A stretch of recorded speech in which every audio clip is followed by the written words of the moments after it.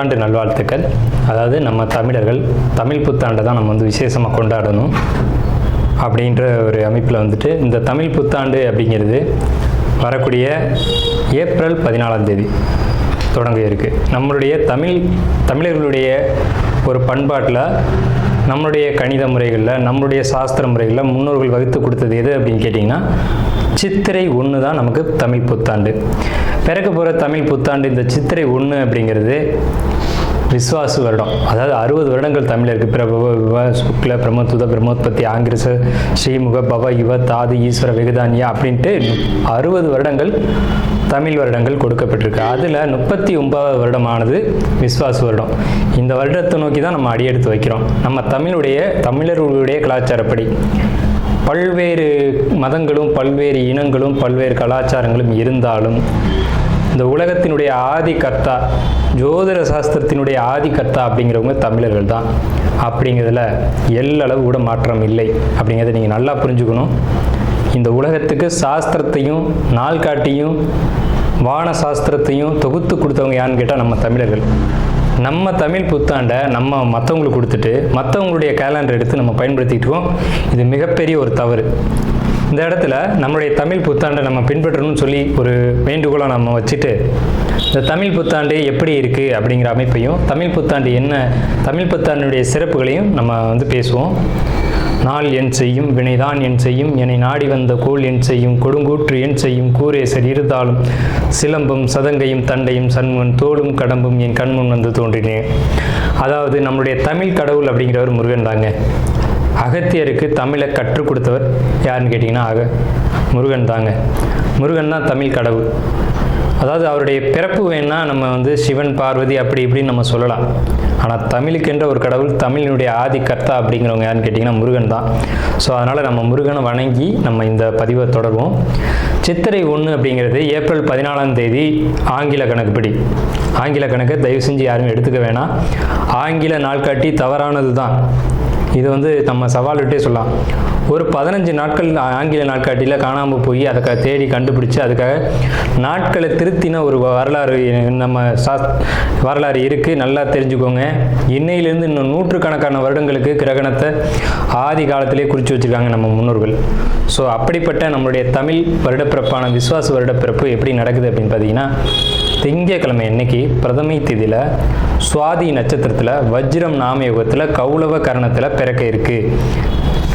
இந்த சித்திரை 1 தாங்க கேரளாவில் ஐயப்பனுக்கு நடை திறப்பு முதல்ல நடக்கக்கூடிய நாள். அப்படின்னா சித்திரை விசு அப்படின்னு சொல்லுவாங்க. விசு அப்படின்னா சமப்படுத்துதல் அப்படின்னு பேர். சித்திரை விசு அப்படிங்கிறத கேரளாவில் விசேஷமாக கொண்டாடுறாங்க. ஏன்னா நம்மகிட்டேருந்து பிழிஞ்சு போன ஒரு மொழி மலையாளம் அப்படிங்கிறது.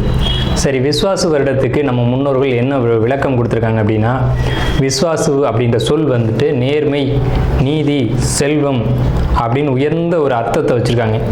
நம்முடைய தமிழ் மொழிக்கு நம்ம தமிழ்லேயே அர்த்தங்கள் தேட வேண்டிய ஒரு காலகட்டம் வந்தாச்சு. சரி, இந்த விஸ்வாசு வருடம் அப்படிங்கிறது நேர்மை, நீதி, செல்வம் அப்படிங்கிற ஒரு அர்த்தத்தில் வருது இந்த சொல் அப்படிங்கிறது. இந்த விஸ்வாசு வருடத்துக்கு உண்டான பலன்களாக நம்ம முன்னோர்கள் என்ன சொல்லியிருக்காங்க அப்படின்னு பார்த்தீங்கன்னா, விஸ்வாசு வருடம் தன்னில் வேளாண்மை ஏறும், பசுமாடும் மாடும் பழிக்கும், சிசு நாசம், மறையோர்கள் வாழ்வார்கள், மாதவங்கள் மீறுமே, மற்றுலகில் உண்டு மலை அப்படின்னு சொல்லியிருக்காங்க. மற்றுலகில் உண்டு மலை அப்படின்னு முடிக்கிறாங்க.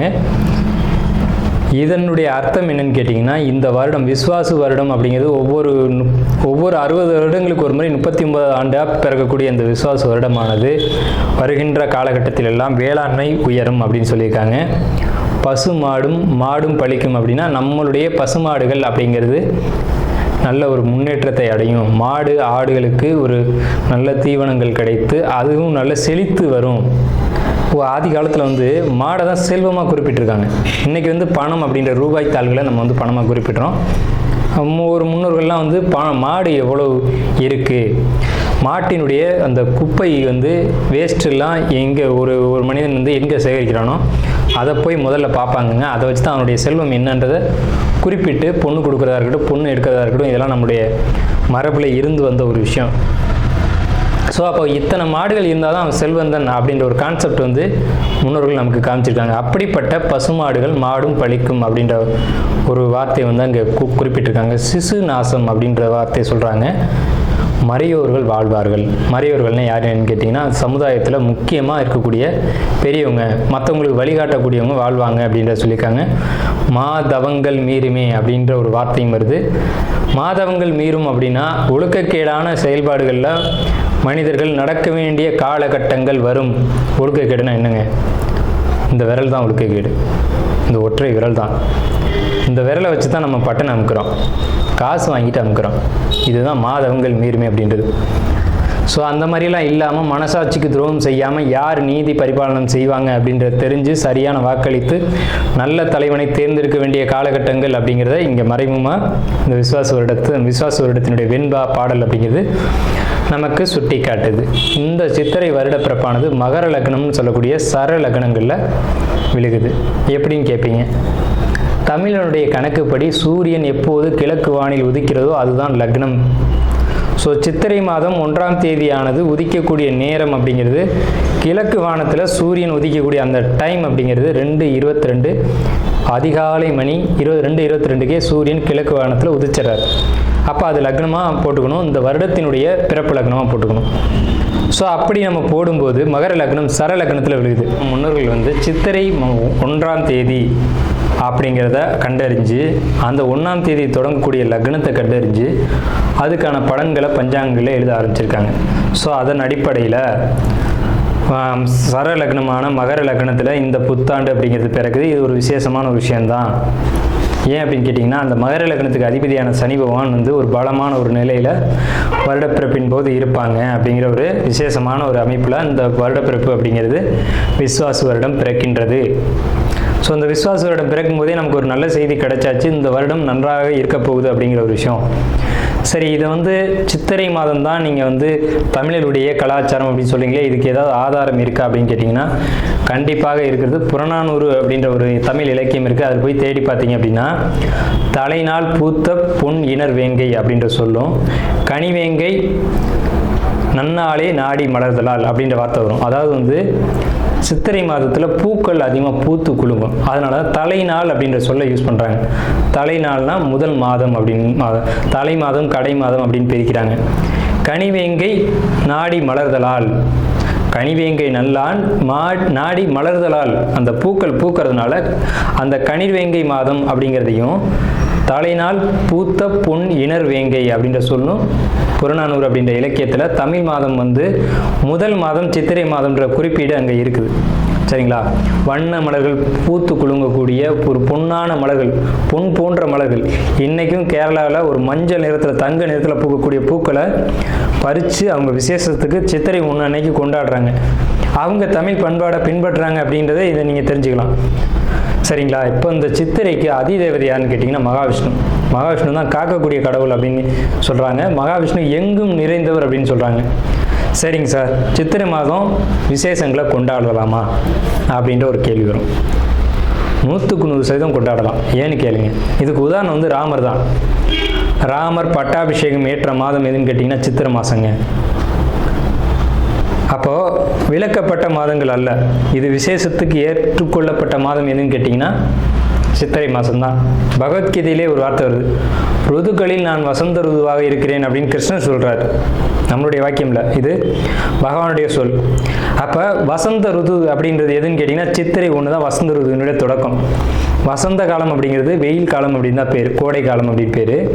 வசந்த காலமானது சித்திரை வைகாசி, இந்த 2 மாதத்தையும் வசந்த காலம் அப்படின்னு குறிப்பிடுறாங்க சமஸ்கிருதத்தில். அப்போ இந்த வசந்த காலம் எனக்கு பிடித்த ருது அப்படின்னு சொல்கிறாரு கிருஷ்ணர். ஸோ ராமர் பட்டாபிஷேகம் ஏற்றுக்கிட்ட நாட்கள் எது அப்படின்னு கேட்டிங்கன்னா சித்திரை மாதம். அப்போ சித்திரை மாதம் புது வீடு வாங்கலாம், புது வீடுக்கு கிரகப்பிரவேசம் பண்ணலாம், புது மனை எழுப்பலாம், மனை சம்பந்தப்பட்ட விஷயங்கள், மங்கள காரியங்கள், இது எல்லாம் செய்வதற்கு உகந்த மாதம் சித்திரை மாதம். ரிஷபராசியில் முதல் பகுதியாக இருக்கிறது கார்த்திகை நட்சத்திரம். கார்த்திகை நட்சத்திரத்துக்கு விசுவாச ஆண்டு எப்படி இருக்கும்? கண்டிப்பாக நல்லாயிருக்கும். நிச்சயமாக கடந்த ஆண்டை காட்டிலும் இந்த ஆண்டு சிறப்பாக இருக்கும். கடந்த குரோதி ஆண்டை காட்டிலும் விசுவாச ஆண்டு வெற்றிகரமான ஒரு ஆண்டு கார்த்திகை நட்சத்திரத்துக்கு. பொறுமை தேவை, இடமாற்றம் தேவை, தொழிலில் இடமாற்றம் குறிப்பாக தேவை. பூர்வீக இடத்துல இருக்கீங்க அப்படின்னா அந்த இடத்த மாற்றிக்கோங்க. எதிரிகளால் வம்பு வழக்குகள் வரக்கூடிய காலகட்டம் தான், கோர்ட்டு கேஸ்ன்னு அலையக்கூடிய காலகட்டம் தான். இதெல்லாம் சரி செய்யணும் அப்படின்னா நீங்கள் வந்து ஒரு இடமாற்றத்தை ஏற்படுத்திக்கணும். அது பூர்வீக இடத்துல இருக்கலாம் அல்லது தொழிலே இருக்கலாம். மொத்தத்தில் ஒரு இடமாற்றம் உண்டு. அந்த இடமாற்றத்தை ஏற்படுத்திங்க, வாழ்க்கை நல்லாயிருக்கும். கார்த்திகை நட்சத்திரம். இந்த ரிஷபராசி அப்படிங்கிறது காலபுருஷத்தில், அதாவது மேஷம் அப்படின்னு எண்ணி வரும்போது 2வது ராசியாக இருக்கக்கூடிய ராசி தான் ரிஷபம். இந்த ராசிக்கு உருவம் அப்படின்னு பார்க்கும்போது காளை மாடு சின்னத்தை உருவமாக கொடுத்துருக்காங்க. இந்த விஸ்வாச வருடத்தில் எங்களுக்கு முன்னேற்றம் இருக்கா அப்படிங்கிறத பற்றின கேள்விகளும், இந்த வருடம் எங்களுக்கு நல்லா இருக்குமா அப்படிங்கிற கேள்விகளும் உங்களுக்கு இருக்கும். அதுக்கான பலன்களை தான் இப்போ நம்ம கொடுக்க வந்திருக்கோம். நம்ம சேனலை ஸ்கிப் பண்ணாமல் முழுமையாக பாருங்கள். நம்ம சேனலில் வந்து வீடியோக்கள் அப்படிங்கிறது பரிகாரம், வாஸ்து, ஜோதிடம் சம்மந்தப்பட்ட வீடியோக்களும், ராசி பலன் சம்மந்தப்பட்ட வீடியோக்களும் தொடர்ந்து வரும். இந்த பயனுள்ள தகவல்களை உங்களுடைய பொன்னான நேரத்தை ஒதுக்கி முழுமையாக பார்க்கும்படி கேட்டுக்கிட்டு நம்ம வீடியோக்குள்ளே போவோம். இந்த ரிஷபராசிக்கு இந்த ஆண்டினுடைய, அதாவது விஸ்வாச வருடத்தினுடைய கிரக அமைப்புகள், இதை பொறுத்த வரைக்கும் பலன்கள் என்ன சொல்லுது அப்படின்னு நம்ம பார்க்குறோம். இந்த ஆண்டு ரிஷபத்தை பொறுத்த வரைக்கும் குரு அப்படிங்கிறது எல்லாருக்குமே எல்லாருமே ஒரு எதிர்பார்க்கக்கூடிய ஒரு கிரகம். எதுனா குருவை வச்சு நம்ம எதிர்பார்ப்போம். இந்த குரு பகவான் பயிற்சியில் நமக்கு நல்லது செய்வாரா அப்படின்னு பார்ப்போம். ரிஷபத்தை பொறுத்த வரைக்கும் 8க்கும் 11 கூட குரு பகவான் 2ஆம் இடத்துக்கு வந்திருக்கார். அப்போ பொருளாதாரத்தில் தடை ஏற்படுத்திடுவாரா அப்படின்னு கேட்டிங்கன்னா கண்டிப்பாக ஏற்படுத்த மாட்டார். பொருளாதார முன்னேற்றங்களை நிச்சயமாக கொடுப்பார். ரிஷபத்தை பொறுத்த வரைக்கும் பொருளாதார முன்னேற்றங்கள் அப்படிங்கிறது பெரிய அளவில் இருக்கும். மனதில் சின்ன சின்ன கவலைகள், குழப்பங்கள், இனம் புரியாத விஷயத்தை பற்றி கவலைப்படுவீங்க. கடன் இருக்குது சார், கடன் அடைச்சிருவோமா, கடன் வாங்கிட்டேன் சார், அதுவும் இப்போ தான் வாங்கினேன், தகுதிக்கு மீறி கடன் வாங்கிட்டேன், என்ன செய்யலாம் அப்படின்ற ஒரு குழப்பங்கள் உங்களுக்குள்ளே இருக்கும். அப்படிலாம் நீங்கள் கவலைப்பட வேண்டிய அவசியம் இல்லை. லாபங்கள் இந்த ஆண்டு உங்களுக்கு பெரிய அளவில் இருக்கும்.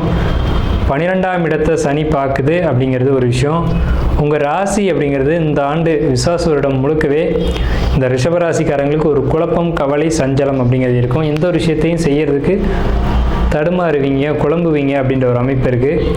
எங்களை மாதிரி ஜோசியர்களை அணுகி உங்களுடைய ஜாதகத்தை முழுமையாக கொடுத்து தசா புத்திகள் எப்படி இருக்குது, இந்த கோச்சார கிரக அமைப்புகள் எங்களுடைய பிறப்பு ஜாதகத்தின் மீது எந்த தாக்கத்தை ஏற்படுத்துது அப்படிங்கிறத கொஞ்சம் விரிவாகவும் தெளிவாகவும் கேட்டு தெரிஞ்சுக்கிட்டு நீங்கள் நடந்துக்கிட்டீங்க அப்படின்னா இந்த விஸ்வாச வருடம் உங்களுக்கு பொற்காலம் அப்படிங்கிறது தான் உண்மை. சிலர் சொல்லுவாங்க 8ஆம் அதிபதி 2க்கு வந்தால் எப்படி சார் நல்லாயிருக்கும் அப்படின்ற கேள்விகளோட சிலர் இருப்பாங்க. அதுக்கான பதில் உங்களுடைய முழுமையான ஜாதகத்தை பார்த்து தான் சொல்ல முடியும் அப்படிங்கிறது தான். உங்கள் ராசிக்கு 4ஆம் இடத்துக்கு பேச்சாகி வந்தக்கூடிய கேது, 10ஆம் இடத்துல ராகு நன்மை செய்யுமா அப்படின்னா தொழில் முயற்சிகள் பிரம்மாண்டமாக இருக்கும்.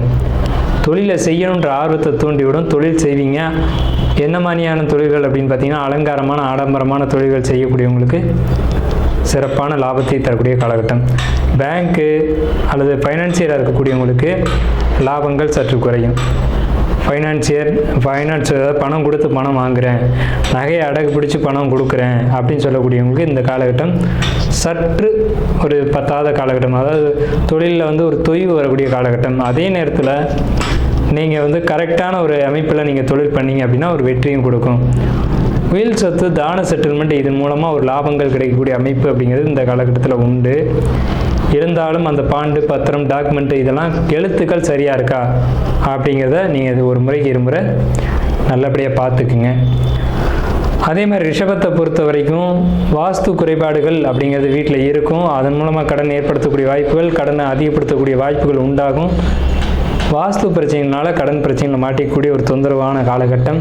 நீங்கள் வீடு மாறியிருப்பீங்க அல்லது வீடு வாங்கியிருப்பீங்க சமீப காலகட்டத்துக்குள்ளே.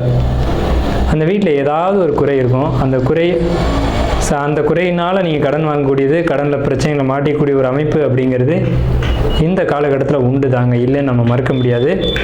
ஆகையினால் நீங்கள் வாஸ்து பார்க்கக்கூடிய ஜோசியர்களையும் எங்களை மாதிரி ஜோசியர்களை பார்த்து வாஸ்துவில் ஏதேனும் குறைகள் இருக்கா அல்லது எங்களுடைய பிறப்பு ஜாதகத்தில் ஏதேனும் குறைகள் இருக்கா அப்படிங்கிறத நீங்கள் ஒரு முறைக்கு இருமுறை நல்ல ஆய்வு செஞ்சுக்குங்க. ஏன்னா இந்த காலகட்டம் கடன் பிரச்சனையில் மாட்டி மன வருத்தங்கள் ஏற்பட்டு குழப்பங்களுக்குள்ளேயும் சங்கடங்களுக்குள்ளேயும் நீங்கள் இருக்கணும் அப்படின்ற ஒரு அமைப்பு இருக்குது. ஸோ இதை பொறுத்த வரைக்கும் ஜோதிடர்கள் தான் தீர்வு தர முடியும். விஸ்வாச வருடம் அப்படிங்கிறத பொறுத்த வரைக்கும் விஸ்வாசு அப்படின்ற சொல்லுக்கு நேர்மை, நீதி, நியாயம், செல்வம் அப்படின்னு அர்த்தம். ஸோ இந்த ஆண்டு பொதுவாக பார்க்கும்போது எல்லாருக்கும் நல்ல பலன்களை தான் கொடுக்குது. உங்களை மட்டும் என்ன கெடுத்துட போகுது அப்படின்னு நான் சொல்கிறேன். ஸோ ரிஷபத்தை பொறுத்த வரைக்கும் தனவரவுன்னு சொல்லக்கூடிய 2ஆம் இடத்துல குரு பாசிட்டிவாக தான் இருக்கும். இருந்தாலும் உங்கள் சுய ஜாதகத்தை ஒரு முறைக்கு இருமுறை பார்த்துக்குங்க. டாக்குமெண்ட் பிரச்சனைகள் உண்டு. வீடு அப்படின்ற ஒரு விஷயத்தை பொறுத்த வரைக்கும் எச்சரிக்கையாக இருக்கணும் அப்படின்ற அமைப்பு உண்டு. நேரம் காலம், அதாவது தசாபுத்திகள் கொஞ்சம் பாசிட்டிவாக இருந்துச்சு அப்படின்னா உங்களுக்கு பொற்காலமே. இதை நம்ம முன்னாடியே சொல்லிட்டோம். அதை பொறுத்த வரைக்கும் உங்களுக்கு வந்து 8ஆம் வீட்டை சனி பார்க்குறாரு அப்படிங்கிறதுனால, உங்களுடைய 8ஆம் வீட்டை சனி பார்க்குறாரு அப்படிங்கிறதுனால தானம் செட்டில்மெண்ட் உயில் சொத்துக்களை பொறுத்த வரைக்கும் சின்ன சின்ன தடைகளை ஏற்படுத்தும். அதில் டாக்குமெண்ட் பிரச்சனை இருக்கா, எழுத்து பிரச்சனை இருக்கா அப்படிங்கிறத பார்த்துக்கணும். உங்களுக்கு வந்த சொத்து அல்லது வரவேண்டிய சொத்துக்கள் தடைப்படக்கூடிய காலகட்டம். உறவு நிலைகள் பொறுத்த வரைக்கும் சின்ன சின்ன இடையூறுகள் இருக்கும். சகோதர உறவுகள், நண்பர்கள் வழி உறவுகளில் சின்ன சின்ன மனக்கசப்புகள் இருக்கும். நண்பர்கள் விலகி போவாங்க. விலகி போன நண்பர்கள் உங்கள்கிட்ட மறுபடியும் பேசணும்னு நினைக்கும் போது அவங்கள ஏற்றுக்கோங்க. அப்போ தான் உங்களுடைய ஒரு நல்ல வழிகாட்டுதல், உங்களுக்கு ஒரு உதவி அப்படிங்கிறது கிடைக்கும். ஸோ தொழில் செய்யக்கூடிய காலகட்டம் தான். தொழிலில் வந்து புதிய தொழில்கள் தொடங்கக்கூடிய ரிஷபராசிக்காரங்களை பொறுத்த வரைக்கும் புதிய தொழில்களை தொடங்குங்க அப்படின்னு தான் நம்ம சொல்லுவோம்.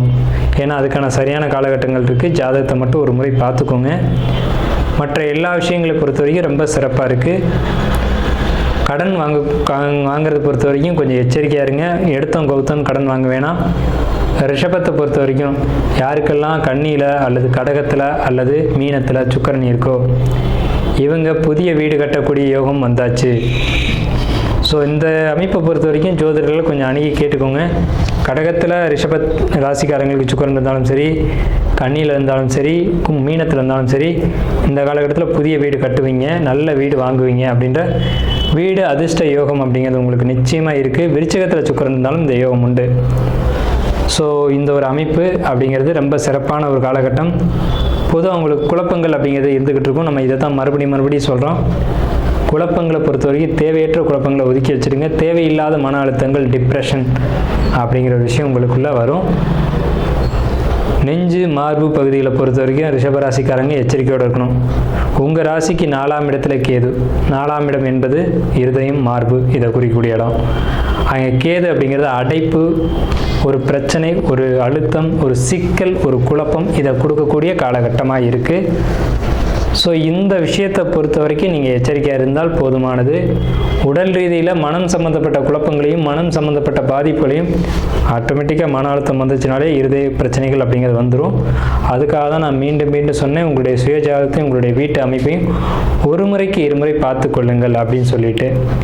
ஸோ உங்களுக்கு எல்லாமே பாசிட்டிவாக இருக்குது. இந்த ஆண்டு விஸ்வாச ஆண்டு உங்களுக்கு புத்தாண்டு புதிய ஒரு நல்ல பலன்களை வழங்கும் அப்படிங்கிறத சொல்லி நம்ம இந்த ஒரு வீடியோவை நிறைவு செய்வோம். வாழ்த்துக்கள்.